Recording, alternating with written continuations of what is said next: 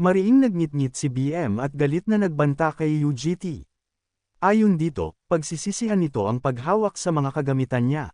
Kasabay noon ay naghanda siyang gamitin ang right hand of Ahilia. Ngunit nanatiling walang emosyon ang mukha ni UGT. May ngising puno ng pagpatay namang lumitaw sa labi ni BM. Handa na raw siyang burahin ito nang walang maiiwang bakas. Mula sa likuran niya ay unti-unting lumitaw ang isang napakalaking masa ng enerhiya na natatakpan ng pulang mga mata. Dahan-daang umusad ang dambuhalang braso nito na tila gustong lamunin si UGT. Tahimik lamang na nakatayo si UGT habang natatakpan ng kadiliman ang kalahati ng kanyang mukha. Kasunod noon ay pinakawalan niya ang Ahilia Curse. Sa isang iglap ay bumagsak ang napakabigat na presyon sa buong silid. Biglang natigilan ang braso ni BM sa ere.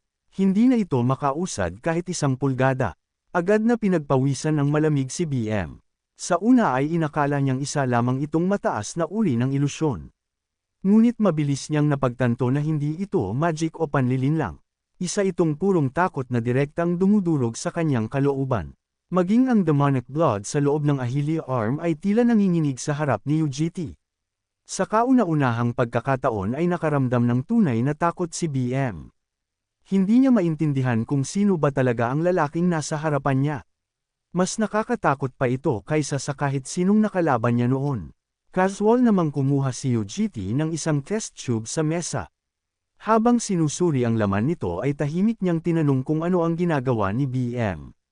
Biglang nataranta ang scientista. Agad itong sumigaw na huwag gagalawin ang specimen.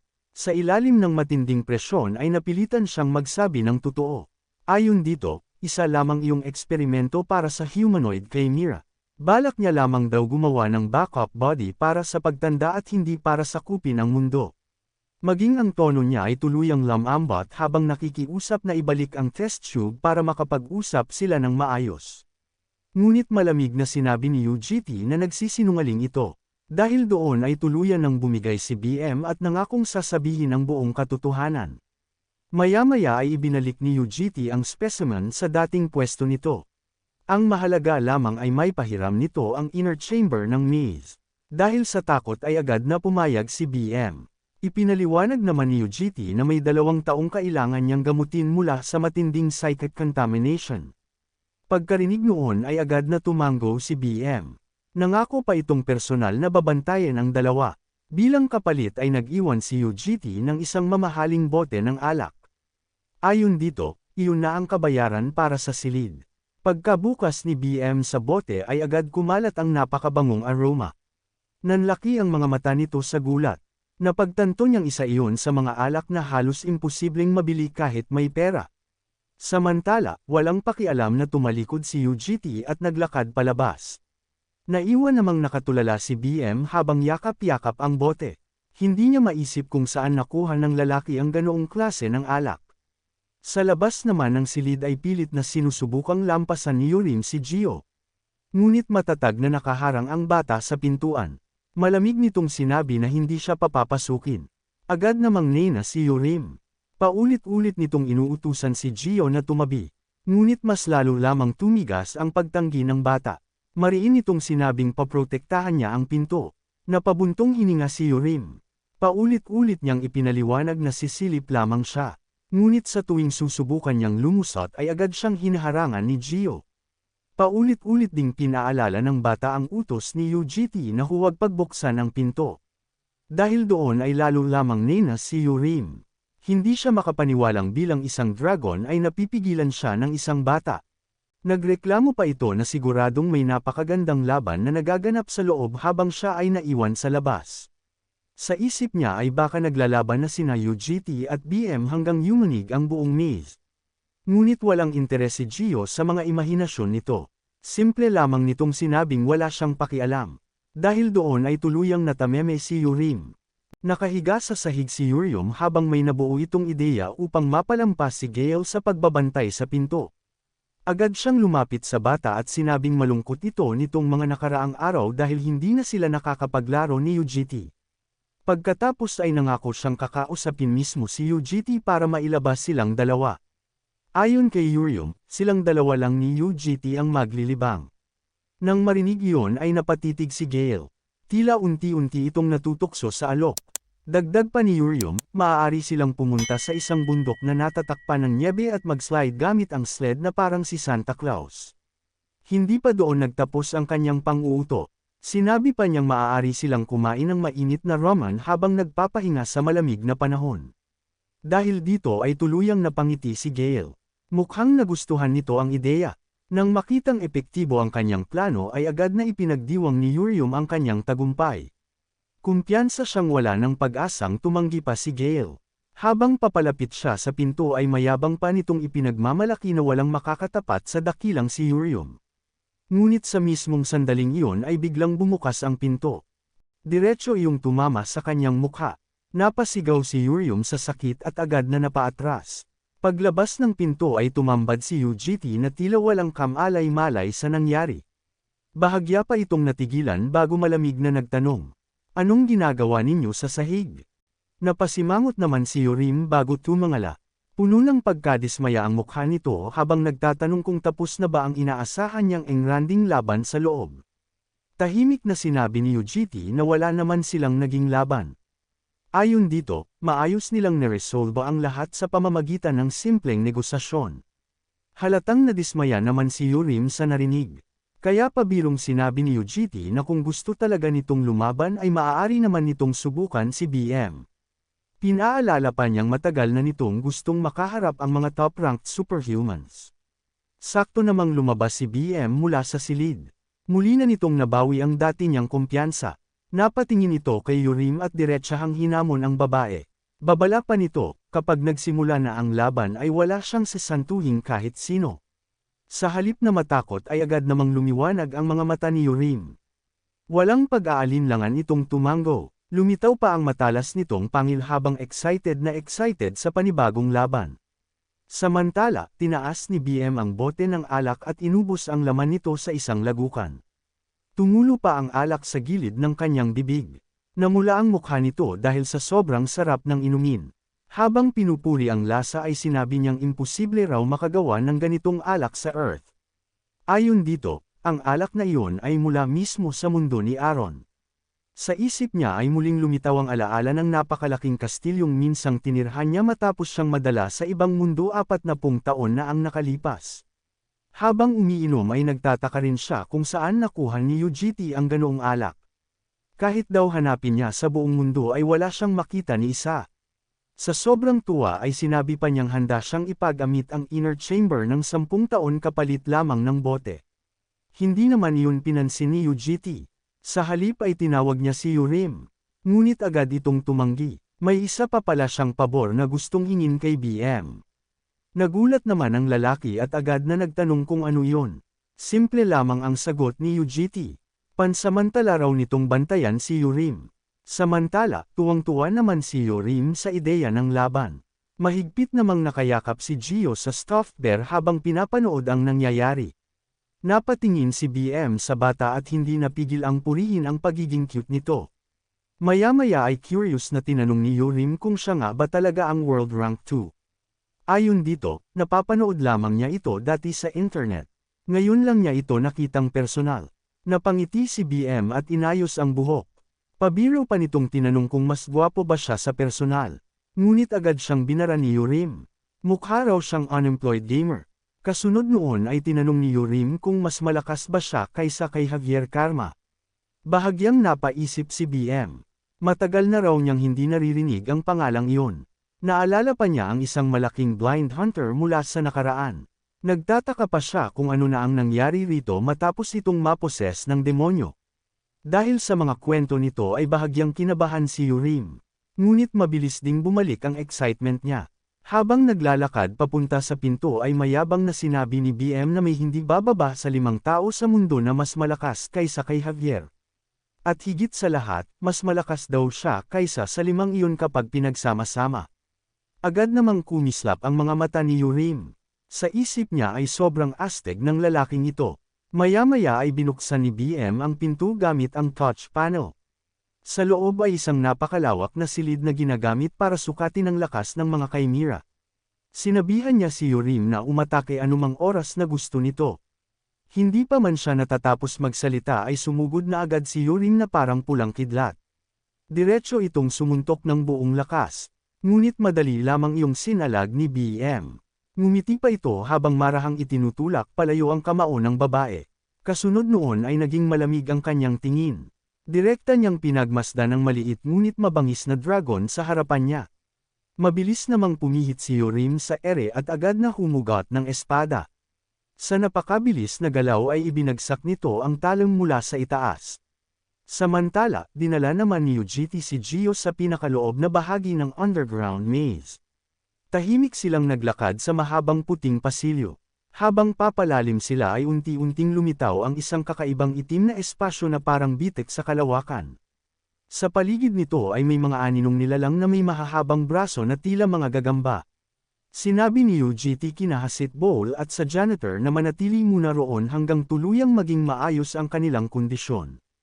Tahimik naman niyang pinagmasdan ang nasa unahan. Doon matatagpuan ang Heaven Crystal. Isa itong sinaunang artifact na matagal na niyang hindi nakikita. Mula rito ay kumakalat ang banayad na gininto ang liwanag. Ayon kay Ujiti, ang sinumang mahawakan ng kapangyarihan nito ay mapupuno ng lubos na kasiyahan at kapanatagan. Ngunit alam niyang artificial lamang ang kaligayahang iyon. Naalala pa niya kung paano minsang ikinulong doon ang isang fire dragon. Sa huli ay nabigo ang eksperimento at nauwi lamang sa desperasyon. Sa tabi niya ay napamangha si Gio. Malaki ang mga mata nitong nakatitig sa kristal. Halos mapalaway pa ito sa sobrang paghanga. Napangiti si Ujiti at pinitik ang daliri upang ibalik ang atensyon ng bata. Pagsapit ng gabi ay tahimik ang penthouse. Nakaupo sina Yubam at Gio sa sala habang pinag-uusapan ang mga nangyari. Mahinang tinanong ni Gio kung makikita pa ba nila ulit ang janitor.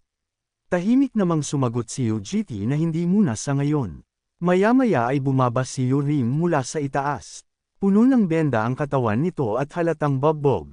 Agad itong nagreklamo at sinabing gusto niyang ilabas na nila agad ang janitor. Napatalon pa sa gulat si Gale dahil sa lakas ng sigaw nito. Nag-aalala namang sinuri ni Yubam ang mga sugat nito. Habang pinagmamasdan iyon ay tahimik na naisip ni Ujiti na lubusan itong tinalo ni BM. Samantala, napasimangot si Gio habang nakatingin kay Yurim.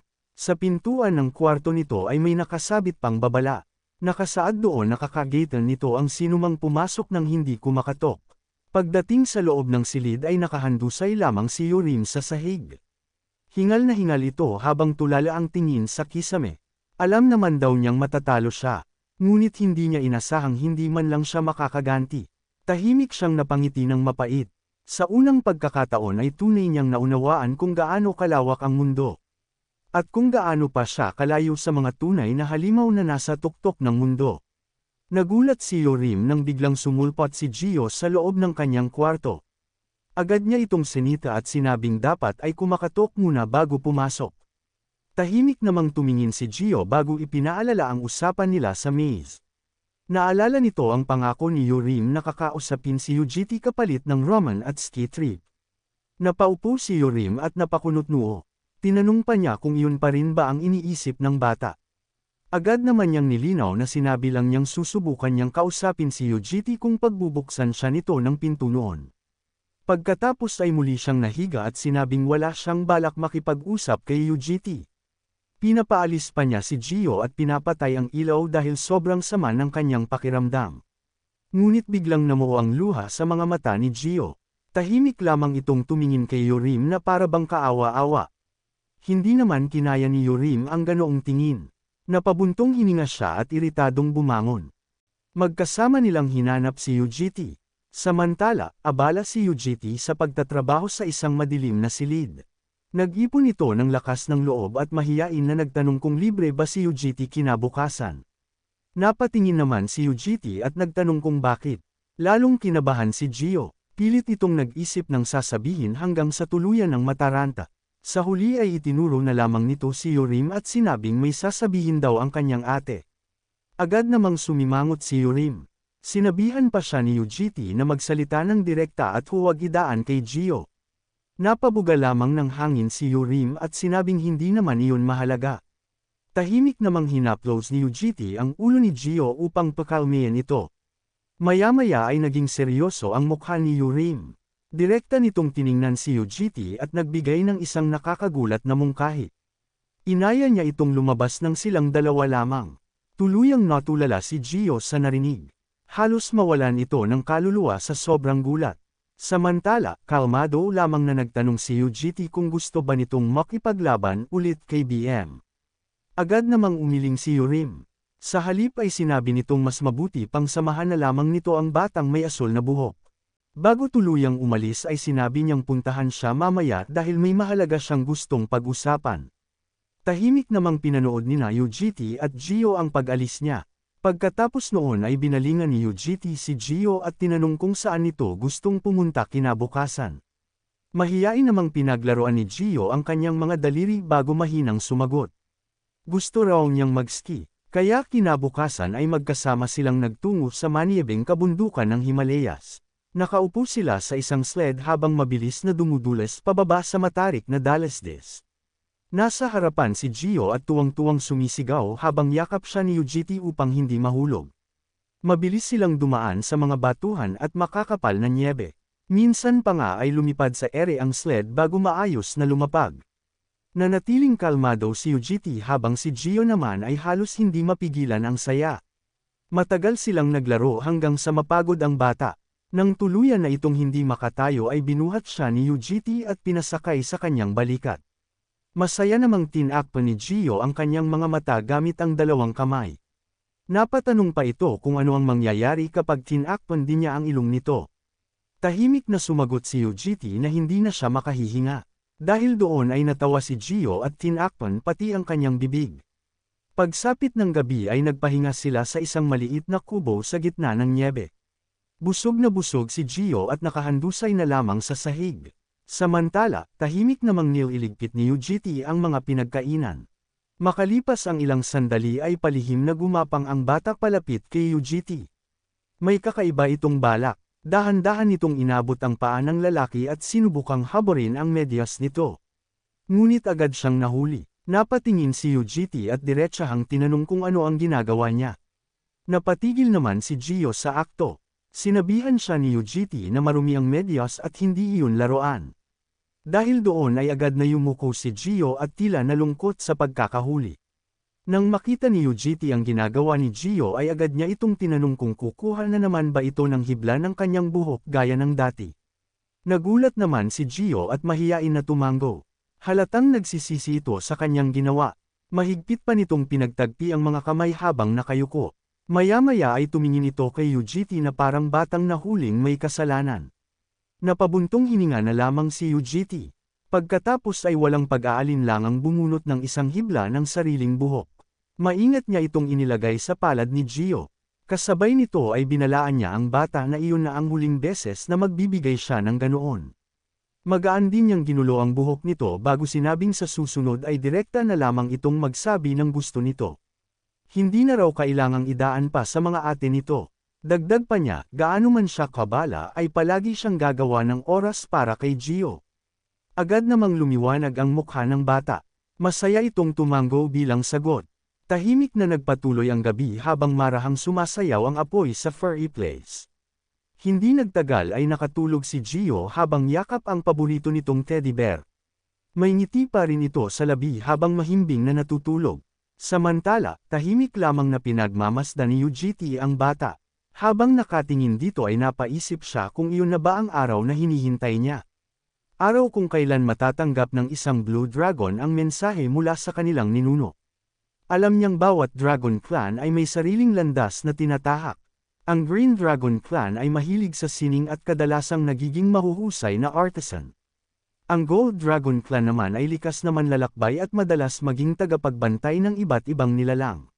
Samantala, ang Red Dragon Clan ay mga mandirigmang nabubuhay para sa labanan at karangalan.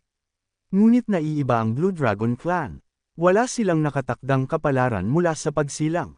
Sa ika-80 araw matapos ipanganak ay saka lamang nila matatanggap ang gabay ng kanilang ninuno. Sa panaginip ni Gio ay bigla siyang napunta sa isang malawak na mundong kulay bughaw. Tahimik siyang lumulutang sa gitna ng tila walang katapusang karagatan. Maya-maya ay isang mainit at pamilyar na boses ang umalangaw-ngaw. Tinawag siya nitong anak. Kasunod noon ay unti-unting lumitaw ang isang napakalaking asul na dragon. Kumikinang ang mga kaliskis nito habang maliwanag ang mga mata. Natulala si Gio sa kanyang nakita. Mahina nitong binigkas ang salitang lolo. Ngumiti naman ang dakilang dragon. Sinabi nitong nauunawaan niya ang puso ni Gio gaya ng pag-unawa nito sa kanya. Napansin din niyang masaya ang buhay ng bata ngayon. Agad namang tumanggo si Gio at inaming masaya nga siya. Dahil doon ay sinabi ng dragon na may isang taong tunay na nagnanais ng kanyang kaligayahan. Pagkatapos ay tinanong nito kung handa rin ba siyang gawin iyon para sa taong mahalaga sa kanya. Maya-maya ay naging seryoso ang ekspresyon ng dragon. Nagbabala itong paparating ang isang mahabang gabi ng kadiliman. Kapag dumating ang panahong iyon ay may mga taong maaaring tuluyang bumagsak at hindi na muling makabangon. Kaya sinabi nitong kailangan ni Gio na protektahan gamit ang sarili niyang mga kamay ang pinakamahalagang tao para sa kanya. Kinabahan naman si Gio. Inamin nitong wala naman siyang lakas. Ngunit ngumiti lamang ang dragon. Ayon dito, hindi lakas ang pinakamahalaga kundi ang determinasyon sa puso. Pagkatapos ay naganyo itong isang lalaking may mahabang asul na buhok. Pinag-isipan daw niyang mabuti kung paano niya paprotektahan ang taong mahalaga sa kanya.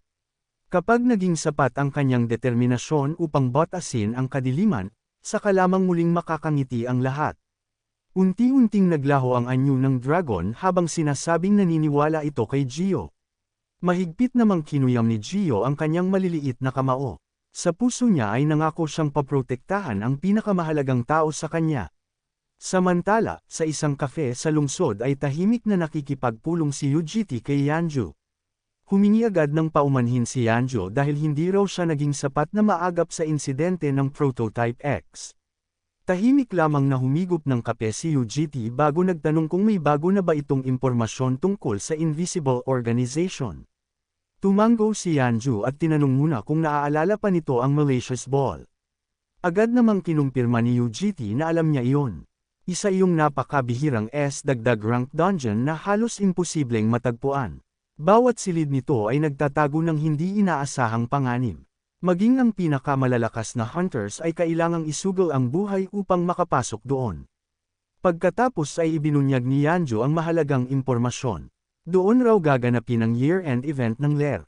At ayon sa kanilang nakuhang impormasyon, balak ng Invisible Organization na gamitin ang mga cadets upang lumikha ng 100 bagong fins. Hindi lamang iyon, layunin din nilang makuha ang posisyon ng Supreme Leader. Dahil doon ay napaisip si Yujiti. Sa lahat ng regression na pinagdaanan niya, hindi pa niya kailanman nakita ang ganitong plano. Maya-maya ay iniabot ni Yanju ang isang makapal na folder.